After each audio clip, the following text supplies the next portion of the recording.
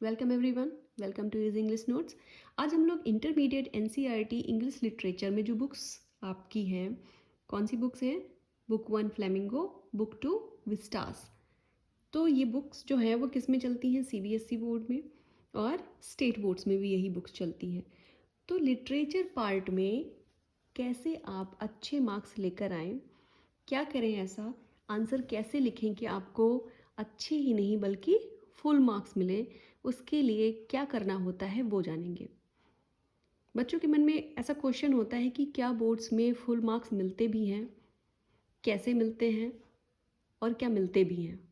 तो मैं तुम्हें बता दूं बच्चों कि यस, बोर्ड में फुल मार्क्स मिलते हैं। मैं खुद बोर्ड में फुल मार्क्स देती हूँ।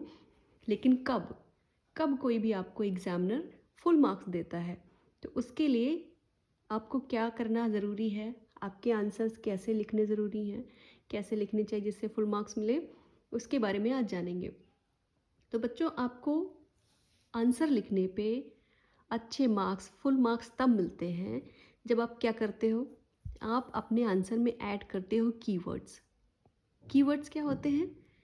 कीवर्ड्स किसी भी चैप्टर से, लिटरेचर के चैप्टर से रिलेटेड वो चीज़ें हैं जिनको अगर आप इंक्लूड करते हो तो एग्जामिनर को देखते ही पता चल जाता है कि हाँ, इस बच्चे ने पढ़ाई की हुई है, इसने चैप्टर्स को थॉरोली रीड किया हुआ है। तो वो कौन कौन सी ऐसी चीज़ें हैं, देखो यहाँ पे। पहली बात, कैरेक्टर्स। उस चैप्टर में जो कैरेक्टर्स आते हैं उनके नाम, आपको क्या कैरेक्टर का क्या पार्ट है उसको आपको पता होना चाहिए। फिर है थीम, वो लेसन जो है किस थीम पे बेस्ड है। प्लेसेस, कहाँ पे बेस्ड है, कौन सी जगहों के नाम उस पर्टिकुलर लेसन में आए हैं, वो आपको बहुत अच्छे से पता होने चाहिए। नेक्स्ट क्या है? इवेंट्स। इवेंट्स मतलब घटनाएं, कौन सी घटनाएं उस लेसन में क्या क्या हुआ है ना।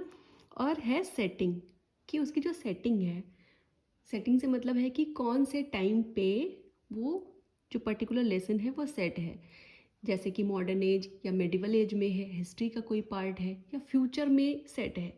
ओके, तो इस टाइप से आपको उसकी सेटिंग भी पता होनी चाहिए। तो ऐसे ही कीवर्ड्स आपको मिलने वाले हैं इस वीडियो में।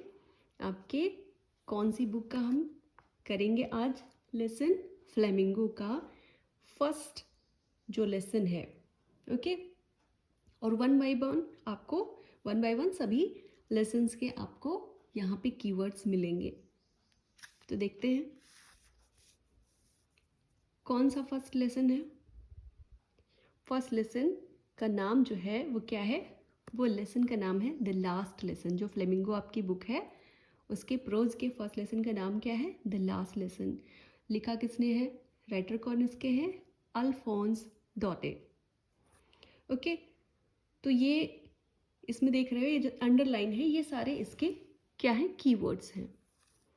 ये सारी चीज़ों के बारे में अगर आपको पता है तो आप एक इम्प्रेसिव आंसर लिख सकते हो जो एग्जामिनर को फुल मार्क्स देने पे क्या करता है? मजबूर कर देता है, कि उसको लगता है कि हाँ, इस बच्चे ने बहुत अच्छे से पढ़ा है और इसको अच्छे मार्क्स देने ही चाहिए। क्योंकि बच्चों, एग्जामिनर वहाँ पे मार्क्स देने के लिए बैठा होता है कि आप कुछ ऐसा लिखो, आप कुछ अच्छा लिखो कि वो मार्क्स दे।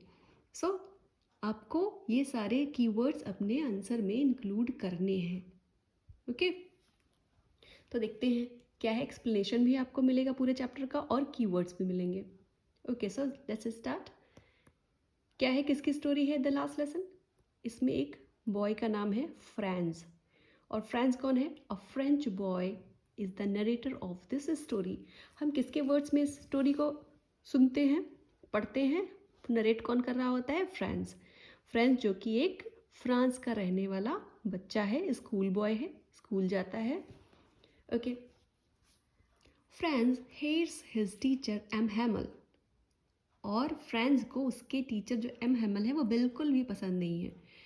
एम हैमल फ्रेंच लैंग्वेज के टीचर हैं और ये हर रोज़ बहुत ही स्ट्रिक्ट टीचर हैं, इसलिए इसको फ्रांस को ये बिल्कुल भी पसंद नहीं है। कुछ ना कुछ ग्रामर का रोज़ ये लेसन दिया करते हैं होमवर्क में, जो किसको करना पसंद नहीं है? फ्रांस को बिल्कुल भी पसंद नहीं है।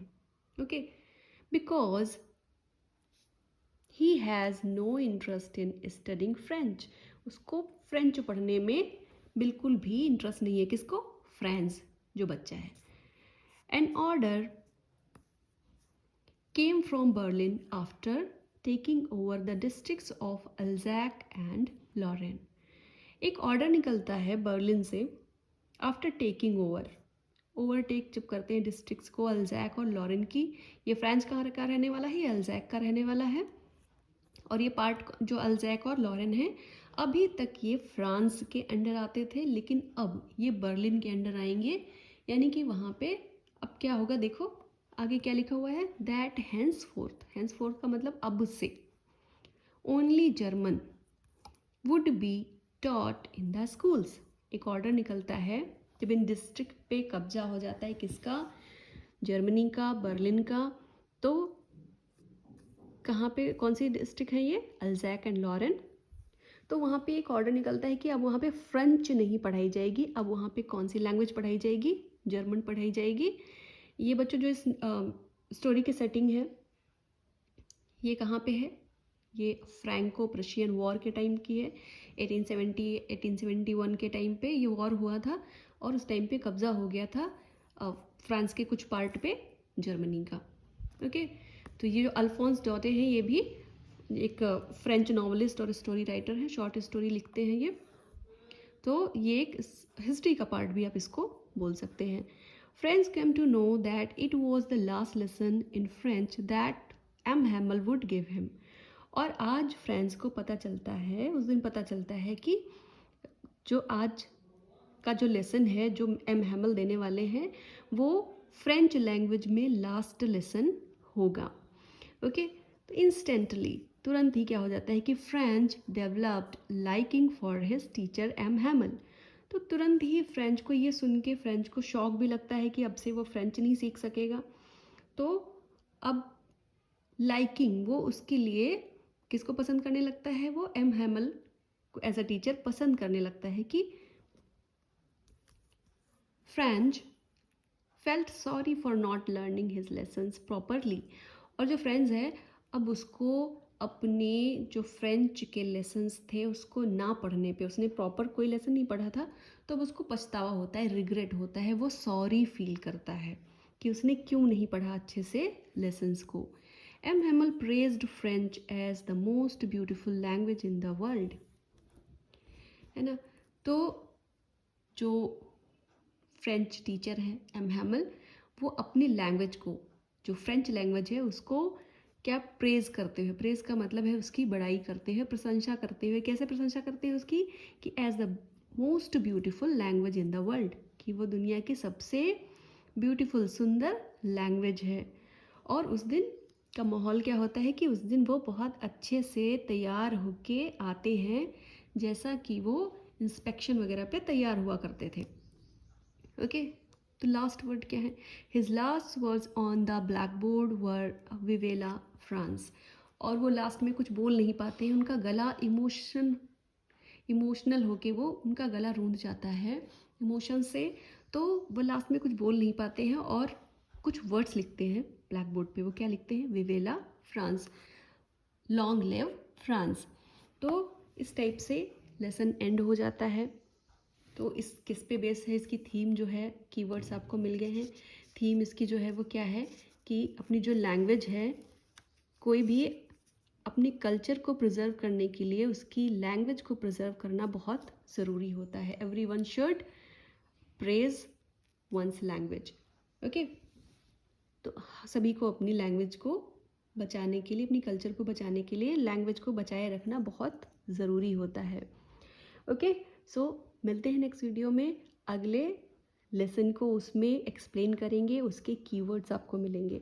सो बहुत अच्छे से प्रिपेयर करो। अगर ऐसे कीवर्ड्स को डाल के आप इंक्लूड करके आंसर लिखते हो तो आपको डेफिनेटली फुल मार्क्स मिलते हैं बोर्ड्स में। Okay, so best of luck. मिलते हैं नेक्स्ट वीडियो में। Keep learning.